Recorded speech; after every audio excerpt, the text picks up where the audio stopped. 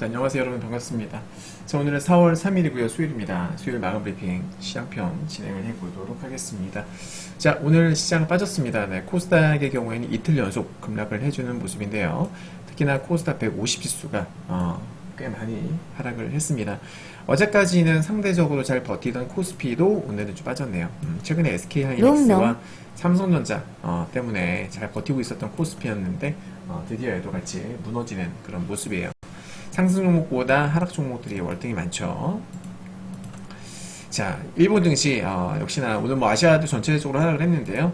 특히나 일본이 원래 아시아에서 1등이 거의 일본이었잖아요. 최근에 뭐 대만도 많이 오르긴 했습니다만은 일본이 좀 가장 좋았던 흐름을 보였는데, 그 일본이 제가 지난주였어요. 지난주에 일본 제가 이때였습니다. 일본이 이제 하락할 것 같다 말씀을 드렸는데 계단식으로 하락을 하는 모습이죠. 역시나 적중을 했고요. 대만 같은 경우에는 이제 최근에 가장 그 흐름이 견조했던 모습을 보여주고 있는데, 제가 봤을 적에는 대만도 조금 위태위태해 보이거든요. 네. 대만도 이제 조금 쉬어갈 때가 되지 않았나 개인적으로는 그렇게 생각합니다. 대만 하락 가능성 염두, 얘도 이제 조금 밀리지 않을까 개인적으로 이렇게 보고 있고요. 원달러 같은 경우에는 중기 상승률 제가 지난 2월부터 꾸준히 말씀을 드렸었어요. 기억하실 겁니다. 네. 원달러 보시면은 2월부터, 이때가 2월이거든요. 2월에 제가 중기적으로 올라갈 것 같다 말씀을 드렸는데 한 차례 하락 파동이 나오긴 했습니다만, 이때도 저는 계속 중기 상승률 말씀드렸죠. 결국 제 예상대로 제가 말씀드린 대로 올라가는 모습입니다. 네. 근데 단계 이제 과열권이기 때문에 또 여기 저항선이지 않습니까? 이렇게 저항대 이렇게 많이 있어요. 그죠? 맞죠? 저항대 이제 들어선 거예요. 여기가 다 저항대이기 때문에 여기를 한 번에 확 뚫고 가지는 못할 겁니다. 여기서 이제 매물 소화 과정을 거칠 거예요. 네. 자, 그리고 수급 볼 텐데요. 오늘 이건 뭐냐면, 제가 지난번에 3월 달에 코스닥 고점 일적에 코스닥 외국인 실제 매도, 이 실제 매도가 뭐냐면, 자, 예를 들면 여러분들 이런 거예요. 자, 수급을 보게 되면 코스닥 수급을 보실게요. 보시면은 제가 동그라미 쳐놨습니다. 네. 이날과 이날 외국인들의 매수가 분명히 순매수로 잡혀있죠. 그죠? 그러니까 이건 최종 결과라서 그래요. 근데 중요한 건 뭐냐면 최종이 아니라 장중에 일어난 수급이거든요, 여러분들. 근데 여러분께서 보고 계시는 모든 HTS에는 최종 수급만 나와 있어요. 다른 증권사도 마찬가지입니다. 네. 여기에는 블락딜도 들어가 있고, 그러니까 장중, 장후, 뭐 대량 거래가 다 잡혀 있는 거예요. 그것들은 사실상 시세랑은 상관이 없거든요. 시세에 영향을 미치지 않기 위해서 장후에 대량 거래가 이루어지는 거란 말이에요. 블락딜도 그렇고요. 그래서 걔네들은 여기다가 포함시키면 안 돼요. 수급 분석할 적에는 그 대량 거래는 여기다가 배제해야 됩니다. 넣으면 안 돼요. 네. 안타깝게도 그걸 이제 걸러주는 기능이 없어요. 직접 이렇게 노가다로 계속 기록하면서 일일이 비교를 해봐야 돼요. 현재로서는. 그래서 제가 저번에 3월 27일 날이면 이날 코스닥 최고점 부근 아닙니까? 이날 외국인들의 매도자가 2,600억이 나왔다. 이때 그 알테오젠 블라텍 때문에 순매수로 잡혔던 거거든요. 실질적으로 2,600억이었다. 자, 보시면은 여기 제가 체크해놨어요. 2,600억. 작년 10월달 이후로 2,600억 매도는 처음이었던 거예요. 그때 지수가 최고대기 있었을 때.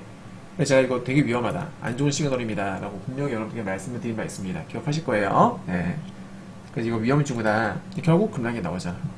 고점에서 외국인들이 많이 파는 거는 절대로 좋은 게 아닙니다. 반대로 바닥권에서 외국인들이 많이 사는 건 좋은 거고요. 그죠? 자, 근데 오늘 코스피에서도 이런 게 나타났어요. 코스피 같은 경우에는 오늘 보시면은 순매수로 나오죠. 아주 코딱지만큼. 근데 오늘 코스피는 외국인들의 매도였습니다. 자, 보시면 5억 잡혀 있습니다. 5억 순매수가. 네, 5억 잡혀 있는데, 실제로는 자, 오늘 보시면은 자, 여기 시간대별로 나와 있어요. 18시 6분에 갑자기 2,700억이 들어오면서 5억으로 마감한 거예요. 원래는 2,730억 매도죠. 빨간색이 확 올라가잖아요. 그죠? 이게 뭐냐? 금양. 네, 금양. 얘는 화학 섹터에 들어가 있는데, 얘가 장후 대량 거래 230만 주고 있었습니다. 그래서 화학 섹터를 보게 되면은, 자, 이게 화학 섹터인데요. 그쵸? 장 끝나고 나서 2,700억 이상이 들어오죠. 금양. 230만 주. 그죠? 요거 때문에, 순매수로 보이는 것이지 실제로는 2,730억이 오늘 순매도가 잡힌 거다. 이거 기억하고 계셔야 됩니다. 예. 근데 이제 그동안에 사실 코스피 쪽으로 외국인들 매도수가 워낙 많아서 2,700원 매도가 잡혀봤자 사실 얼마 안 돼요. 이 정도 매도인데요, 뭐. 맞죠, 여러분? 네. 이 정도 매도라서 이거는 그냥 저점 매수 찬스. 그러니까 코스피는 밀리면 찬스예요. 코스피는 무슨 말인지 아셨죠? 코스피는 여기서 그 지수가 좀 빠지잖아요. 저점 매수 찬스로 활용할 수 있는 아주 좋은 타이밍이 될 수 있다.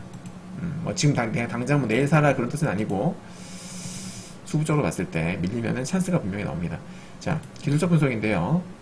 자, 기억하실 겁니다. 제가 지난 3월 말에 올려졌던 영상들 보시면 코스피는 저항대 탄력 둔화되고 있고 주봉, 코스피와 코스닥 둘 다 주봉 볼멘 상단이고 하기 때문에 리스크 관리 필요성 말씀드렸습니다. 네, 코스닥의 경우에는 심쿵 3 시그널도 있었고 고점 외국인 대량 매도도 있었고, 그죠? 여러 가지 이유들을 말씀드리면서 둘 다 리스크 관리 하셔야 된다라고 말씀을 드렸는데 역시나 급락을 했죠. 네, 이제 개인적 소견으로는 좀 더 빠질 수 있지 않을까. 아직 하락이 끝난 건 아니다.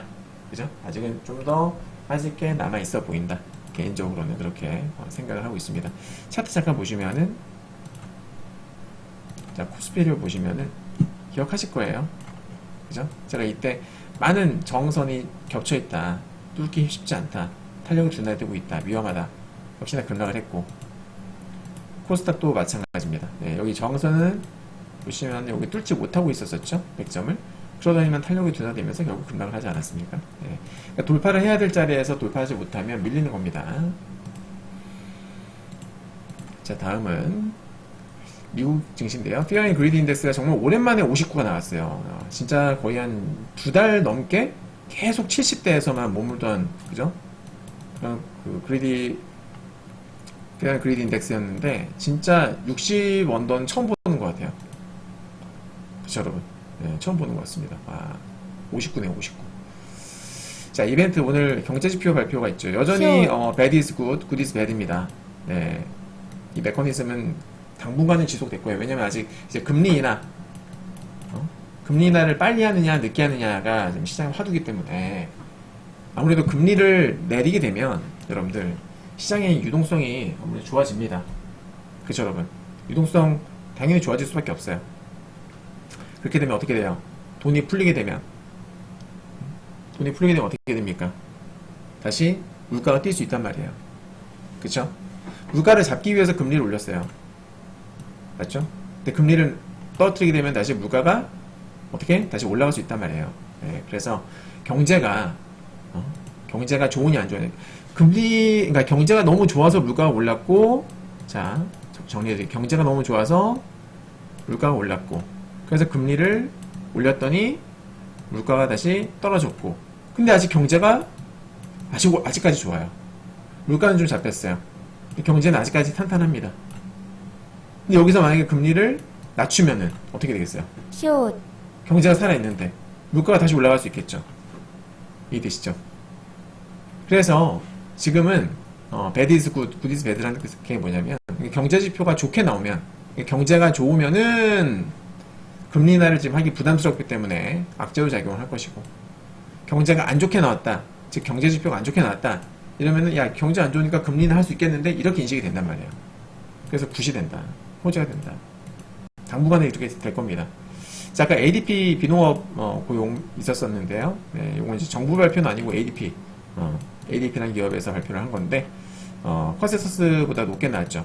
그죠? 서프라이즈 나왔습니다. 전월 대비도 올라갔고, 컨센서스보다도 올라갔어요. 이 지표 발표 이후에 나스닥 선물이 쭉 빠졌었어요. 쭉 하락을 했었습니다. 그러니까, 고용이 좋잖아요. 고용이 좋으니까, 시장에서는 악재로 해석을 했던 거죠. 네. 롱롱. 자, 그 다음에 테슬라. 어제, 테슬라 인도량이 컨센서스를 하회했다라는 소식에 장중에 거의 최대 거의 7% 가깝게 급락을 했었습니다. 자, 인도량은 컨센 45만 대, 실질적으로 38만 대. 생산량도, 그러니까 인도량도 줄었고 생산량도 둘 다 준 거예요. 컨센 대비. 예, 전체 인도량은 전년 대비 8.5% 감소를 했고요. 전분기 대비는 20% 이상 감소를 했습니다. 예. 테슬라 판매 부진 원인은 이제 테슬라에서는 세 가지를 제시를 했는데, 초기 단계의 프리모드 공장 신형 모델 3 그러니까 초기 단계이기 때문에 이런 것들이 좀 판매가 좀 부진했다 이렇게 얘기를 했고요. 또 홍해 사태도 있었었고 또 이제 베를린 공장 화재 다른 조업 중단 뭐 이런 이슈들로 인해서 판매가 좀 부진했다라고 말을 했는데 일단 중요한 것은 테슬라의 어떤 그 중요한 시장 중에 하나가 어디입니까? 중국입니다. 그죠? 중국에 일단 경기가 너무 안 좋잖아요. 중국의 경기가 안 좋기 때문에 애플도 그렇습니다만 요즘에 중국 쪽에서 매출이 꽤 나오는 그런 기업들은 실적에 대한 우려가 좀 있을 거예요. 자, 그리고 어제 10년물 국채금리가 급등을 했었었죠. 네, 장중에 최대 1.78% 급등이 나왔고 지금 보시면은 121선을 돌파했어요. 돌파했고 이제 볼린저 밴드 상단을 막 두드리고 있습니다. 꽤 많이 올라갔었죠. 네, 10년물 국채금리. 자, 이건 재미있는 자료인데 매년 첫 60일 거래일 동안 S&P 지수가 매년 첫 60일 거래일 동안 상승하자. 이게 상승 퍼센테이지예요. 올해 같은 경우에는 60일 거래일 동안 10% 올라간 거예요. 10.2%. 근데 이렇게 올라가게 되면은 연도 마지막, 그러니까 이 다음 일부터 60일 거래일부터 연말까지 결과가 어떠냐. 그러니까 딱 두 번 마이너스가 있었고요. 나머지 다 플러스가 났죠. 이건 이제 올해 어떻게 될지 모르는 거고. 맞죠, 여러분들? 네. 이건 이제 연단위. 연단위로는 대부분 다 올랐어요. 딱 이때 빼고. 그쵸? 네, 그래서 1분기죠, 이게. 3개월이니까. 한 달에 거의 20거래를 잡고. 네, 그러니까 1분기에 퍼포먼스가 좋으면은, 연말까지도 대부분 좋더라. 이런 뜻으로 이해하시면 됩니다. 이해되셨죠, 그죠? 네. 매년, 1분기, S&P 500 지수인데요. 매년 1분기 퍼포먼스가 좋으면 연말까지도 좋을 확률 높음. 네, 100%는 없습니다만은 통계가 그렇다라는 겁니다. 자, 나스닥 100 지수 지난주에 PC 지표 발표하기 전에 PC 값이 어떻게 나올지 모르는 상황에서 제가 뭐라고 말씀드렸어요? 상승시 쇼뷰 유지한다 라고 말씀을 드렸습니다. 네. PC 지표가 좋게 나오고 안 좋게 나오고 상관없이 지수 올라가면 숏이다. 지금 이거를 거의 2, 3주 동안 한 달 내내, 그죠? 한 달 내내 상승시 쇼뷰 말씀드렸었죠. 결과는 계속 적중이었어요. 올라갔다가 20선 올라갔다가 20선 계속 올라갔다가 빠졌다가 올라갔다가 빠졌다가 반복했잖아요. 그러다 이번에 또 이제 21선 이탈까지 나왔죠. 역시나 적중을 했습니다. 네. PC 발표로 4월 1일 날 우리나라 월요일 날 프리장에서 올라갔었어요. 본장도 올라갔습니다. 하지만 지표 뭐였더라 그거? 지표 발표 하나 나오면서 급락을 했고 어제 같은 경우에 또 21선 이탈로 마감한 겁니다. 근데 이제 본장이 사실 이쁘게 끝이 났어요. 지지를 받았거든요. 보시면은 나스닥 100 문장 보시면 21선을 이탈했습니다만은 종가 기준으로는 기준선을 돌파했죠. 하지만 21선을 못 넘겼어요. 그죠? 21 이평선은 넘기지 못했습니다. 네. 그죠? 하지만 이쁘게 지지 받긴 받았거든요. 하지만 저는 그럼에도 불구하고 더 빠질 수 있다. 여기서 반등이 나왔다 빠질지 바로 빠질지 모르겠습니다만은 저는 어쨌든 저는 추가 하락 가능성 높다고 보고 있습니다. 네. S&P도 마찬가지예요. S&P 제가 계속 말씀드렸죠. 20다이빙 시그널 유효하다. 이게 나왔기 때문에 이게 나오고서 볼벤을 이탈하게 되면 20다이빙 나온다. 21선 다이빙 나온다. 근데 저는 이제 지금 20다이빙 나오긴 했어요. 나오긴 했는데 저는 21선 이탈을 보고 있습니다. 개인적으로는. 얘도 너무 많이 올랐기 때문에 21선 이탈할 때 됐다. 기술적으로. 그래서 나스닥, S&P가 21선 이탈한다는 거는 나스닥도 좀 더 추가 하락을 할 수 있다는 뜻이거든요. 저는 그 뷰를 유지합니다. 네, 자, 오늘 준비한 내용은 여기까지입니다. 고생 많이 하셨습니다. 감사합니다.